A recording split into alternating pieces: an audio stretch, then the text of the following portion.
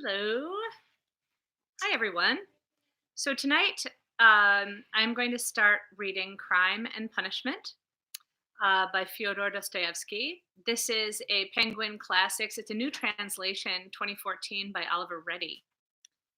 I liked this story so much that I wrote my thesis about it in college. Um, so it'll be nice to return to this fabulous tale.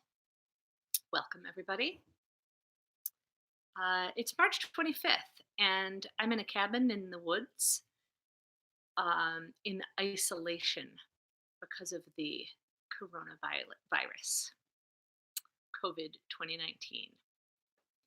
So, this is a way to connect without being able to see you guys in person, and I will now begin. In early July, in exceptional heat towards evening, a young man left the garret he was renting in S Lane, stepped outside, and slowly, as if in two minds, set off towards K Bridge. He'd successfully avoided meeting his landlady on the stairs. His garret was right beneath the eaves of a tall 5-story building and resembled a cupboard more than it did a room. His landlady, a tenant herself, who also provided him with dinner and a maid, occupied separate rooms on the floor below, and every time he went down, he had no choice but to pass her kitchen, the door of which was nearly always wide open. And every time he passed it, the young man experienced a sickening, craven sensation that made him wince with shame. He owed his landlady a small fortune, and he was scared of meeting her. Not that he was really so very craven or browbeaten, far from it. But for some time now, he'd been in an irritable, tense state of mind, not unlike hypochondria. He'd become so self absorbed and so isolated that he feared meeting anyone, not just his landlady. He was being suffocated by poverty. Yet lately, even this had ceased to bother him. He'd entirely abandoned and had no wish to resume his most pressing tasks. And he couldn't really be scared of a mere landlady, whatever she might be plotting. But to stop on the stairs, to listen to her prattle on about everyday trivia that meant nothing to him, and pester him about payments, threaten and whine, while he had to squirm, apologize, and lie. No, better to slink past like a cat and slip out unnoticed. Still, as he stepped out into the street, even he was astonished by the terror that had overcome him just now at the thought of meeting his creditor. Here I am, planning to do a thing like that, and I'm scared of the merest trifle, he thought, with a strange smile. Yes, man has the world in his hands, but he's such a coward that he can't even grab what's under his nose. An axiom, if ever there was. Here's a question. What do people fear most? A new step, a new word of their own. That's what they fear most. But I'm talking too much. That's why I never do anything. Or maybe it's because I never do anything that I'm always talking. It's only this past month that I've learned to witter away like this, lying in my corner for days on end and thinking about King P. So why am I going there now? Am I really capable of that? Can that be serious? It's not serious at all. It's just a way of keeping myself amused. A flight of fancy. A toy. That's right. A toy. It was dreadfully hot. Not to mention the closeness of the air, the crush of people, the mortar, scaffolding, bricks, dust, and that specific summer stench so familiar to any Petersburger too poor to rent a dacha. All this gave a nasty jolt to the young man's already rattled nerves. The unbearable stink from the drinking dens, of which there are so many in this part of town, and the drunks who kept crossing his path even though it was only a weekday, added the final touches to this sad and revolting scene. A A feeling of deepest disgust flickered briefly across the young man's delicate features. He was, by the way, remarkably good looking, with beautiful dark eyes and dark brown hair, taller than average, with a slim and elegant figure. But soon he seemed to sink deep in thought, or even, to be more precise, into a kind of trance, and he walked on without noticing his surroundings, nor indeed wishing to notice them. He merely muttered something to himself every now and then, a sign of the habit to which he'd just confessed. At such moments, even he could see that his thoughts were prone to confusion and that he was extremely weak. He'd barely eaten a thing for the better part of 2 days. He was so badly dressed that many a man, even one used to the life, would have been ashamed to be seen in such rags in the daytime. But then this wasn't the sort of district where people were easily shocked. The proximity of the Haymarket, the profusion of notorious establishments, and the local residents, mainly craftsmen and workers, all crammed into these streets and lanes in the middle of town, often furnished the scene with such colorful characters that it would have been strange to be shocked whoever you met. Anyway, the young man's soul had already stored up so much spite and scorn that for all his sometimes childish touchiness, his rags were the last thing he was ashamed of in public. Running into certain acquaintances, or former friends, was a different matter. These were people he disliked meeting on principle. Yet, when a drunk who was being carried down the street, heaven knows why or where, in an enormous empty cart, pulled by an enormous dray horse, suddenly shouted as he went by, "Oi, you in the German hat!" and started yelling at the top of his voice and pointing at him. The young man stopped in his tracks, and his hand leapt to his head. It was a top hat, a Zimmermann, but badly worn and now rusty in color, riddled with holes and covered in stains, brimless, and knocked hideously out of shape. It wasn't shame, though, that overcame him, but quite a different feeling, more like alarm. "I knew it," he muttered in his confusion. "I just knew it. How disgusting! This is just the sort of idiocy, just the sort of vulgar, petty little detail that can wreck the whole scheme. It's far too conspicuous, this hat. Comic, therefore conspicuous. These rags need a cap, some old pancake or other, not this monstrosity. Who wears hats like this? It'll be spotted a mile off, and above all, remembered.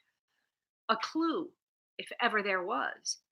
This isn't the time to be conspicuous. It's the petty details that matter most, the petty details that always ruin everything." He hadn't far to go. He even knew how many steps it was from the gates of his building, 730. He'd counted them out once, letting his dreams run wild. At the time, he still didn't believe in these dreams himself, and merely tormented himself with their hideous but alluring accuracy and audacity. But now, a month later, he was beginning to see things differently. And for all his taunting soliloquies about his own weakness and indecision, he had somehow, without even meaning to, grown used to perceiving his hideous dream as an actual venture, while still not believing his own intentions.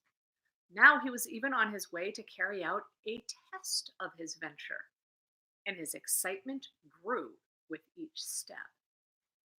Shaking with nerves, his heart in his mouth, he approached a massive, great building which faced the ditch on one side and A Street on the other. It was broken up into small apartments inhabited by working people of every stripe: tailors, locksmiths, cooks, various Germans, girls paying their own way, petty bureaucrats, and so on. There was a constant hurry and scurry through the two arches leading into and out of the front and back courtyards. 3 caretakers at least were employed there. The young man was delighted not to meet a single one of them, and slipped through the arch unnoticed, turning directly right up a staircase.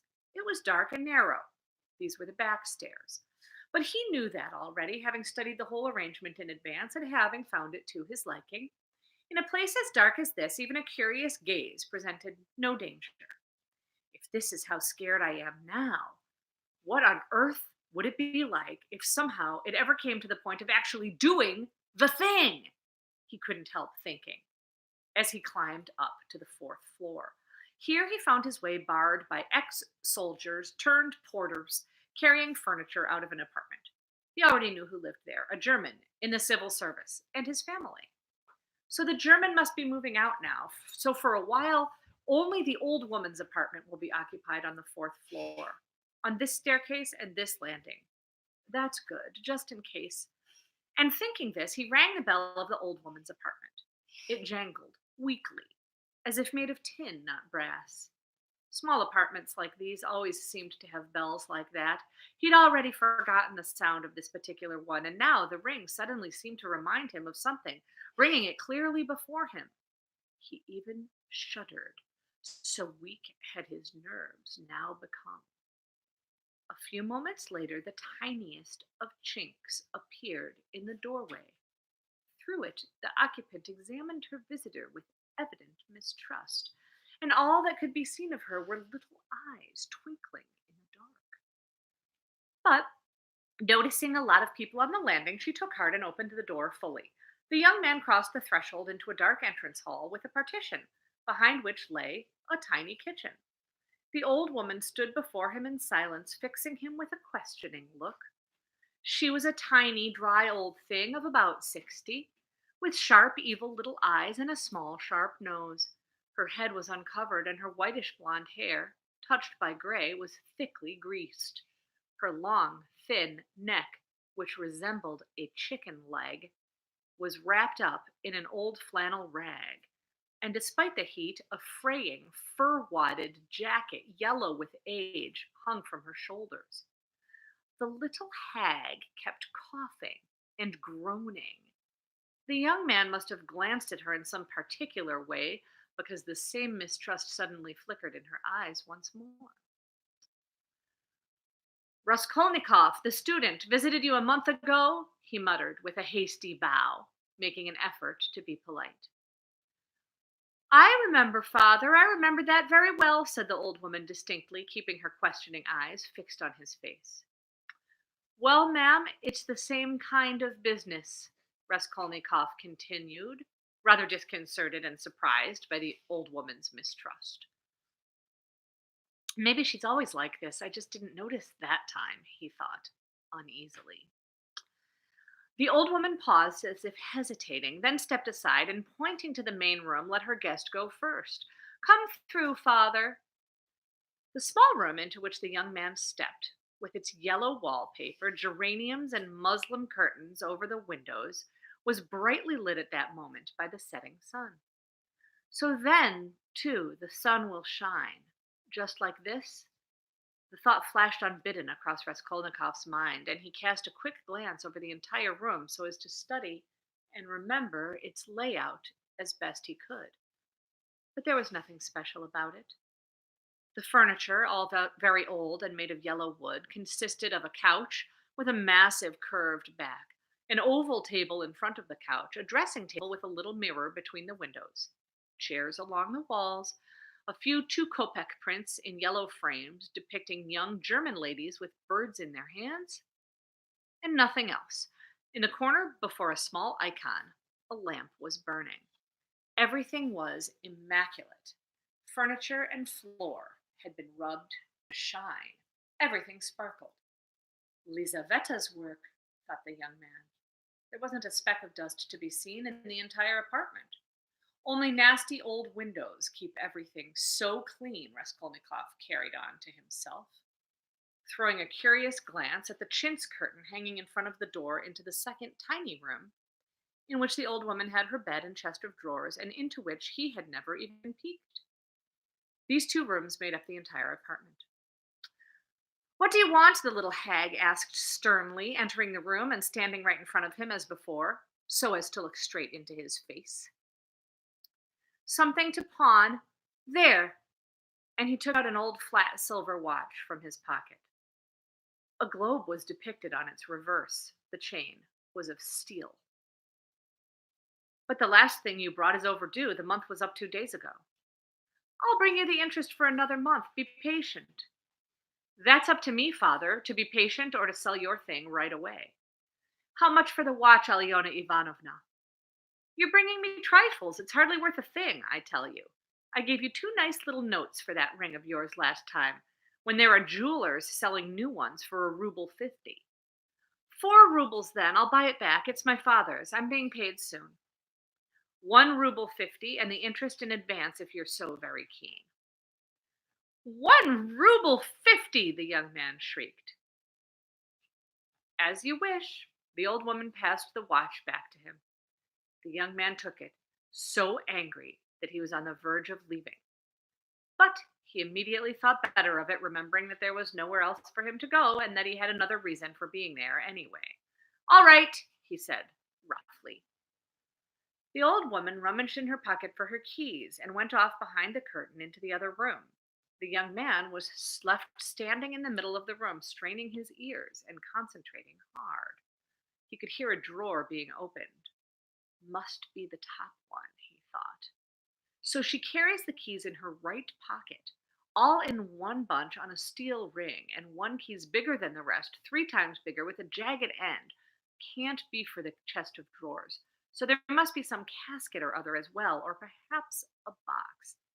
Now that's interesting. Strong boxes always have keys like that. Oh, but how vile this all is. The old woman came back. Here you are, father, 10 kopecks a ruble each month. So that's 15 kopecks from you for a ruble and a half for a month in advance. And for the 2 rubles from before, that's 20 kopecks advance payment by the same calculation. 35 kopecks altogether, leaving you with just 1 ruble 15 for your watch. There you are. What? So now it's a ruble 15 kopecks? Exactly, sir. The young man took the money without arguing. He looked at the old woman and was in no hurry to leave, as though there were something else he wanted to say or do, though what that was he didn't seem to know himself. I might bring you something else in a day or two, Alyona Ivanovna. Silver, good quality, a cigarette case, just as soon as I get it back from a friend.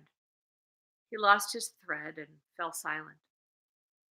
So we'll talk about it then, father. Well, I'll be off. Seems you're always at home on your own. What about your sister? He asked in as casual a tone as he could manage, stepping out into the hall. And what business might you have with her, father? Oh, nothing much. I just asked. Really, Alyona Ivanovna, you. Well, goodbye. Raskolnikov left in a state of complete confusion. This confusion merely grew and grew. Walking down the stairs, he even stopped several times as though suddenly struck by something. Finally, already outside, he exclaimed, God, how revolting it all is. And am I really? No, it's absurd. It's ridiculous, he added with conviction. How could I ever think of something so awful? What filth my heart can sink to. That's the main thing. It's all so filthy, so nasty, so foul. And there was I, for a whole month, but neither words nor cries could fully express his agitation. The feeling of infinite disgust that had begun to oppress and stir up his heart even before, while walking over to the old woman's apartment, was now so much greater and so much more vivid that there seemed no escape from his anguish. He went along the pavement as if drunk, not noticing passers-by and walking straight into them. And it was only on the next street that he recovered his senses. Looking around, he noticed that he was standing by a drinking den, the entrance to which lay down a flight of steps below ground. 2 drunks were coming out that very moment. Supporting and cursing one another, they staggered up onto the street. Without stopping to think, Raskolnikov immediately went down. He'd never once set foot in a drinking den, but his head was spinning and his throat was burning with thirst. A cool beer was what he wanted now, not least because his sudden debility, he thought, was also due to hunger. He sat down at a sticky table in a dark and dirty corner, ordered beer, and drained the first glass. His anxiety immediately subsided, and his thoughts grew clearer. What rubbish, he said hopefully. How stupid to get so flustered. My distress was purely physical. Just 1 glass of beer, a piece of rusk. And there you are. In the space of a second, the mind becomes stronger, thoughts clearer, intentions firmer. How petty this all is. Despite this contemptuous outburst, he seemed cheerful now, as if he'd suddenly shaken off some terrible burden. And he cast a friendly gaze about the room. But even then, he had a distant intuition that this rush of optimism was not entirely healthy either. There was hardly anyone left in the den. An entire party, 5 men, a wench, and an accordion, had left soon after the drunks he had met on the stairs. Now it felt quiet and empty. One man, only a little bit tipsy, sat at a table with a beer, a tradesman by the look of him, while his companion, a fat, hulking, gray bearded man in a merchant's coat, dead drunk, drowsed on a bench. Though every now and again, as if in his sleep, he'd click his fingers, spread out his arms, and start bobbing up and down without getting up from the bench while singing some nonsense or other to which he could barely remember the words. All year long I kissed my wife, all year long I kissed my wife.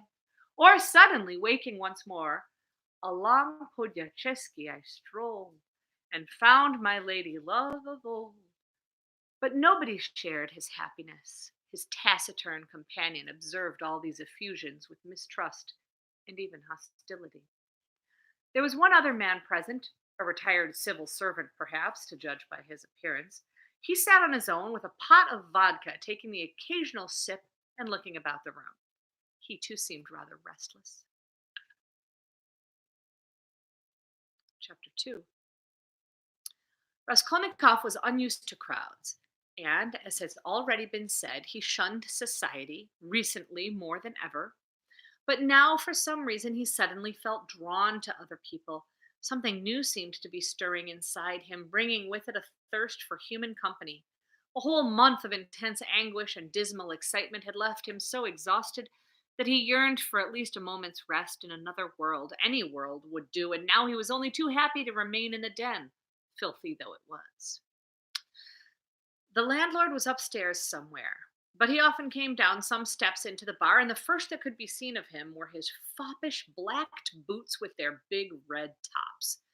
He wore a long coat and a badly soiled black satin waistcoat with no tie, and his whole face looked as if it had been smeared with grease like an iron lock. A boy of about 14 stood behind the counter, and another younger kid was on hand if anyone needed serving. There were chopped up cucumbers, black rusks, and fish cut in little pieces. The smell was awful. It was very stuffy. Just sitting there soon became unbearable.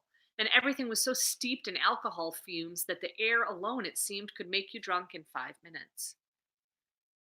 It happens sometimes that we meet people, even perfect strangers, who interest us at first glance, quite suddenly and unexpectedly, before a word has been spoken. Just such an impression was made on Raskolnikov by the customer who sat off to the side and resembled a retired civil servant. Later, the young man would recall this first impression several times and even explain it to himself as a premonition. He couldn't stop looking over at him, partly, of course, because the latter kept staring at him and was clearly desperate to strike up a conversation.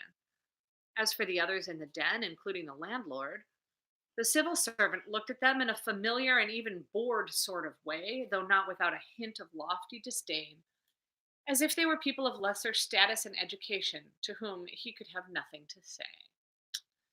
He was already in his 50s, of average height and stocky build, graying and balding, with a yellow, almost greenish face swollen by constant drinking, and with puffy eyelids hiding a pair of reddish eyes that were as tiny as slits, yet beamed with life. Even so, there was something very odd about him. A kind of rapture shone from his eyes, and perhaps even intelligence. Yet madness, too, seemed to flicker there. He was dressed in an old, utterly ragged black tailcoat which had shed its buttons. Only one was still clinging on, and clearly eager to keep up appearances, he made sure to use it. A shirt front all crumpled, stained, and splattered stuck out from beneath a nankeen waistcoat. His face had been shaved civil servant style, but not for some time, and a thick bluish gray stubble was poking through. There was something of the respectable state official about his mannerisms, too. But he was uneasy, kept ruffling his hair, and occasionally in anguish propped his head in his hands, resting his tattered elbows on the bespattered, sticky table. Eventually, he looked straight at Raskolnikov and said loudly and firmly, "My good sir, may I make so bold as to engage you in polite conversation? For though you may be of indifferent appearance, my experience detects in you a man of education and one unaccustomed to drink. I myself have always respected learning when combined with heartfelt sentiment. Moreover, I hold the rank of titular counselor. Marmeladov's the name. Titular counselor, dare I ask whether you have been in the service?" No, I'm studying," replied the young man, somewhat surprised, both by the speaker's distinctive flowery tone and at being addressed so directly and so bluntly. Despite his recent pang of desire for human company of any kind, the very first word addressed to him in reality instantly elicited his usual unpleasant and irritable feeling of disgust towards any stranger who came into contact with him or showed the slightest wish to do so. "I knew it! A student or a former student?" the civil servant cried. "Experience, my good sir, long years of experience." He put a finger to his forehead as if to congratulate himself. "Either you were once a student, or you were still walking that road. Permit me." He rose, swayed, grabbed his pot and little glass, moved over to the young man, and sat down next to him at a slight angle. Though drunk, he spoke with a vigorous eloquence, only occasionally tripping over his words and drawling. He threw himself on Raskolnikov almost hungrily, as if he too hadn't spoken to anyone for an entire month. "My good sir," he began almost solemnly, "poverty is no sin, that much is true. And drunkenness is no virtue, that's even truer. But beggary, sir, yes, beggary, now that is a sin. In poverty, you still retain the nobility of your innate feelings. In beggary, nobody retains it, ever. Beggars are not driven from the fold of humanity with a stick. No. They are swept out with a broom to make the insult all the greater. And rightly so, for in beggary I am the first to insult myself. Hence the public house. My good sir, a month ago, Mr. Lebeziatnikov gave my spouse a thrashing, and my spouse is nothing like me. Do you follow, sir? Permit me further to inquire, if for no better reason than mere curiosity, have you ever had occasion to pass the night on the Neva, on the hay barges?" No, I haven't," replied Raskolnikov. "How do you mean?" "Well, sir, that's where I've been, for the fifth night running." He refilled his glass and drank, lost in thought. Wisps of hay did indeed cling to his clothes here and there, and there was even some in his hair. It was more than likely that 5 days had passed since he had last changed his clothes or washed. His hands, in particular, were filthy, greasy, and red, the nails black. His conversation appeared to arouse a general, if idle, interest. The boys behind the bar began to titter. The landlord, it seemed, had come down specially from the room upstairs so as to listen to this entertainer, and he sat at a distance, yawning lazily and self importantly. Marmeladov was clearly an old face here, and his penchant for flowery speech must have derived from his habit of talking to strangers in bars. For some drinkers, this habit becomes a need, especially if at home they are ordered about and harshly treated. That's why, in the company of other drinkers, they always go to such lengths to be vindicated, and if possible, earn their respect. "A right entertainer," the landlord boomed. "Why's you not working then? Why, pray, do you not serve? Civil servant." "Why do I not serve, my dear sir?" echoed Marmeladov, addressing himself exclusively to Raskolnikov as though it were he who had posed the question. "Why do I not serve? Does my heart not ache to know that I bow and scrape in vain? A month ago, when Mr. Lebeziatnikov thrashed my spouse with his own bare hands while I lay tipsy, did I not suffer? Pray tell me, young man, have you ever had occasion to, well, beg for a loan, say, without hope?" I have, but what do you mean without hope? I mean, without any hope at all, sir, knowing in advance that nothing will come of it. For example, you know in advance and with complete certainty that this man, this most well intentioned and most helpful citizen, will not give you a kopeck. For, I ask you, why should he? After all, he knows full well that I shan't return it. Out of compassion? But Mr. Lebeziatnikov, who keeps abreast of the latest thinking, was explaining only the other day that in our age, even science has prohibited compassion. And that is how they already do things in England, where political economy is all the rage. So I ask you, why should he? And yet, knowing in advance that he will not give it to you, you set out all the same. And so why go? Raskolnikov put in. What if there is nowhere else to go and no one else to go to? After all, every man must have at least somewhere he can go. There are times when one simply has to go somewhere, anywhere. When my only begotten daughter went off to work for the first time on a yellow ticket, I too went off. For my daughter lives on a yellow ticket, sir, he added in parentheses, looking at the young man with a certain unease. Never mind, good sir, never mind, he hurriedly continued with apparent equanimity, when the two boys behind the bar snorted and the landlord grinned. Never mind, sir, the mere wagging of heads cannot embarrass me, for now everything is known to all, and all that was hidden is made manifest. And I respond not with contempt, but with humility. So be it, so be it. Behold the man. Pray tell me, young man, can you no, let's put it more strongly, more vividly. Not can you, but dare you, gazing at me here and now, state for a fact that I am not a pig? The young man said nothing. Well, sir, the orator continued, pausing with an imposing and even on this occasion exaggeratedly dignified air for the latest round of sniggering to abate. Well, sir, I may be a pig, but she is a lady. I may bear the likeness of a beast, but Katerina Ivanovna, my spouse, is an educated person who was born to a field officer. I may be a scoundrel, but she is endowed with a sublime heart and feelings ennobled by good breeding. And yet, oh, would that my lady had pity on me. After all, kindest sir, every man must have at least one place where even he might be pitied. Katerina Ivanovna is great souled but unjust, and though I understand myself that even when she seizes me by my forelocks, she does so purely from the pity of her heart, for I am not embarrassed to repeat, young man, that she seizes me by my forelocks, he reaffirmed, with redoubled dignity after hearing sniggers once more. But heavens, if she could only once, just once, but no, no. All this is vanity, a waste of breath and nothing more, for my desire has come to pass more than once, and I have been pitied more than once, but that's just how I am, a born brute. Not half, observed the landlord, with a yawn. Marmaladov banged his fist on the table.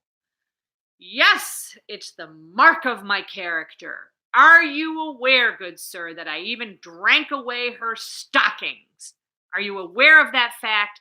Not her boots, sir, for at least that would have borne some resemblance to the order of things, but her stockings. Yes, sir, her stockings. Her little mohair shawl. I drank that away too. A gift from before. Her very own, not mine.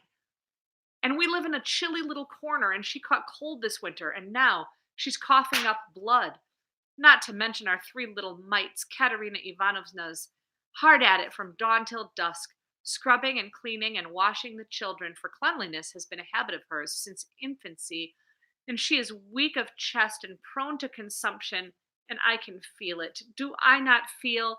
The more I drink, the more I feel. That is why I do it. Imbibing, I seek compassion and feeling.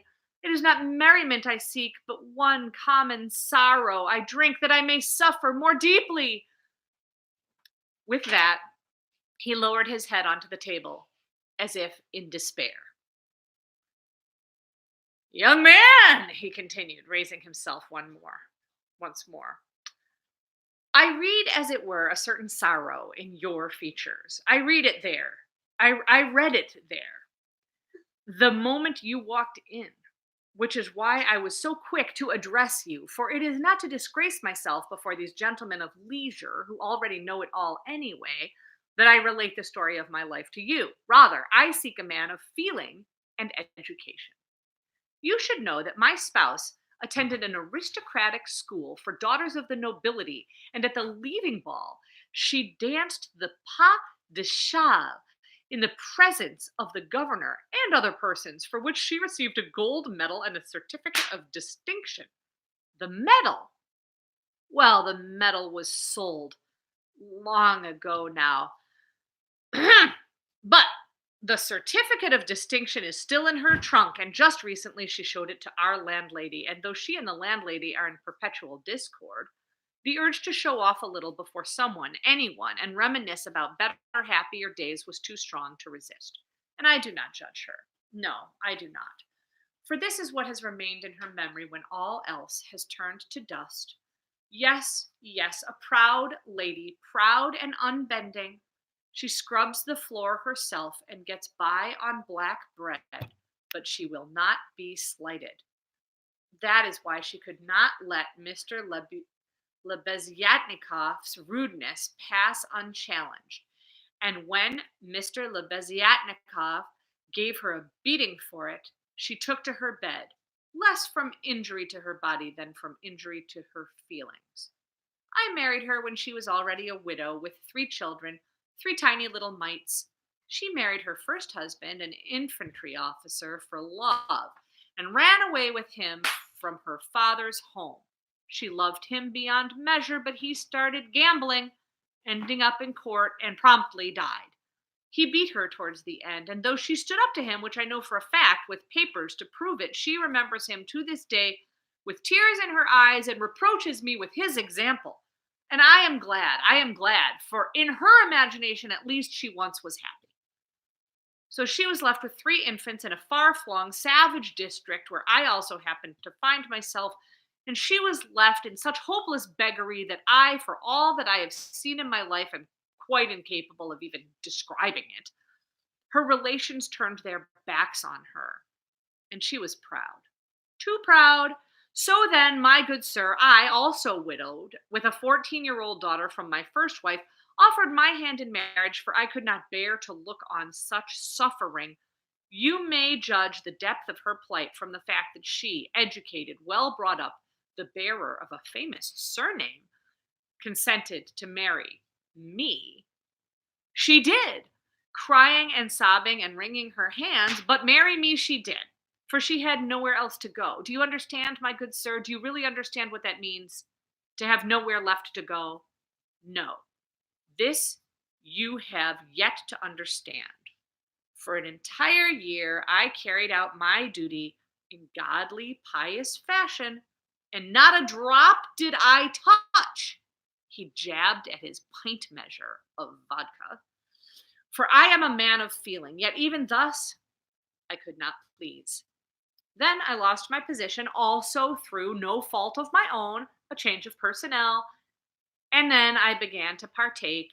A year and a half must have passed now since we finally found ourselves, after lengthy wanderings and numerous calamities, in this magnificent capital city, graced by numerous monuments. And here I received a position, received it, and lost it again.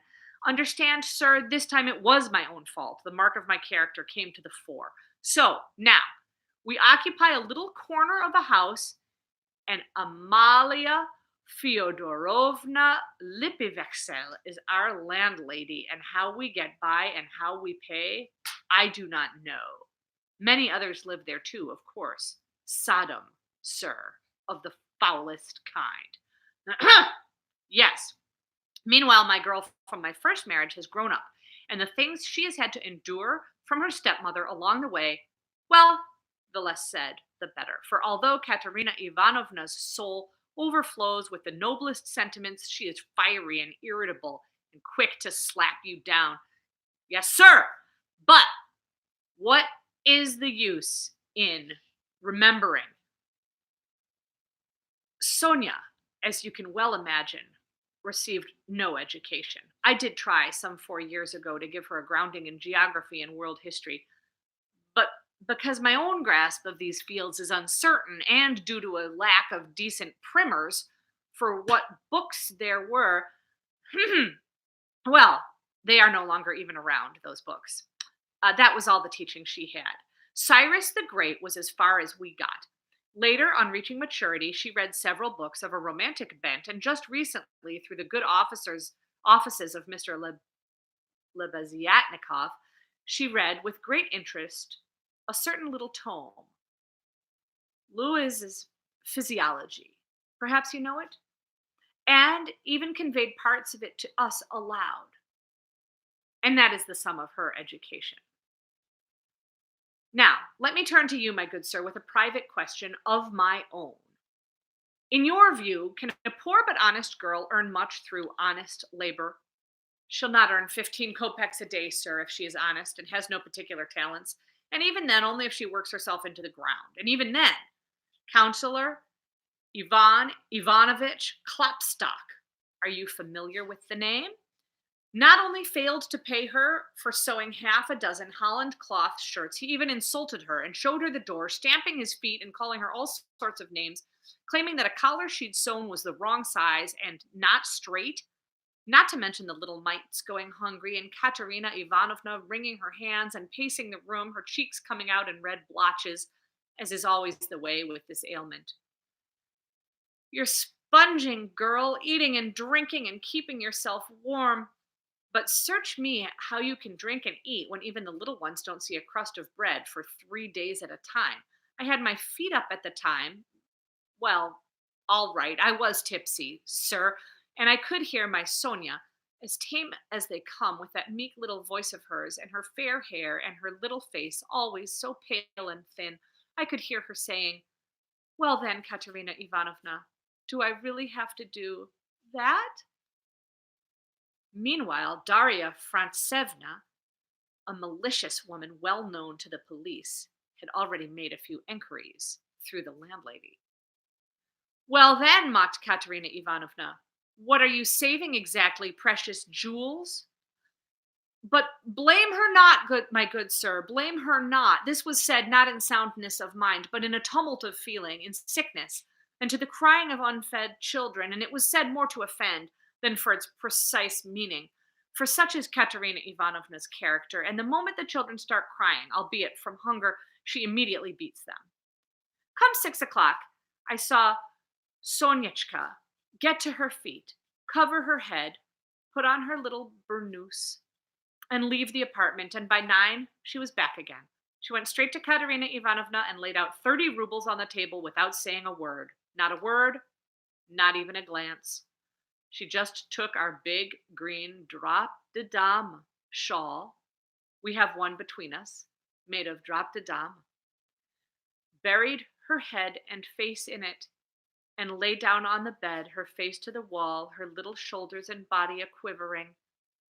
As for me, sir, I was in the same state as before, with my feet up.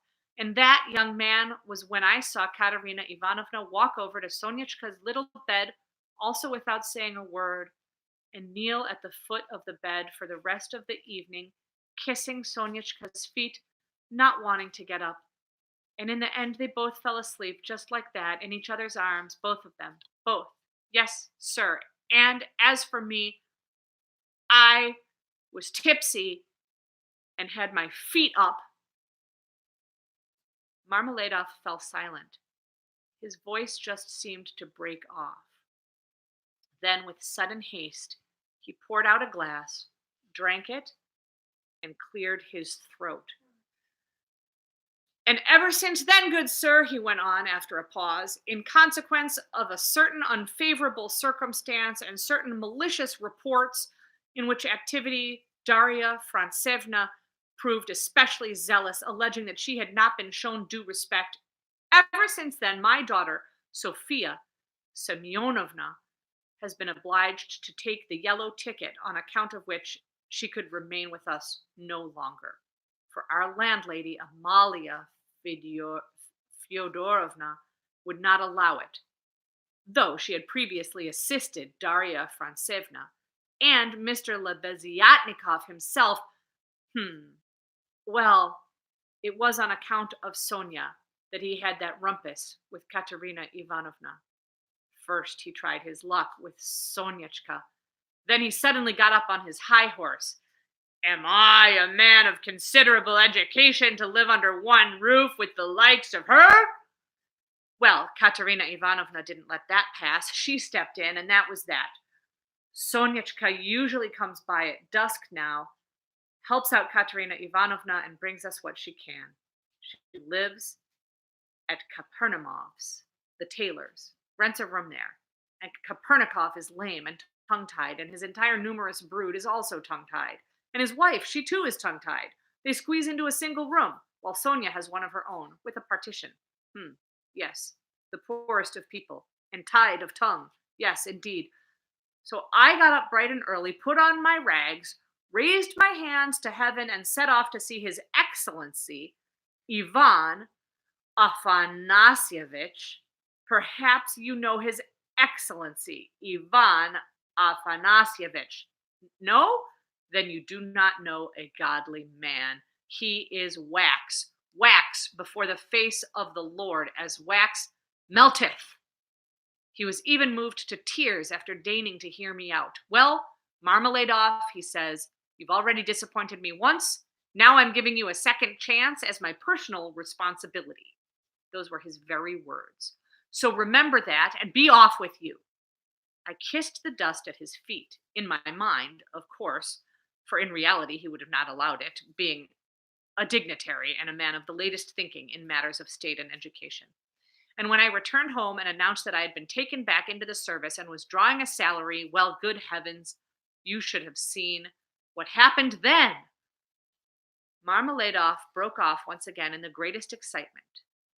At that moment, an entire platoon of drunkards who were already far gone came in off the street, and the sounds of a rented barrel organ and a cracked 7-year-old voice singing Little Farm carried over from the entrance. It grew noisy. The landlord and the serving boys busied themselves with the new group. And here is where I will stop with our reading for the evening. And we'll be back on Sunday. See you again soon.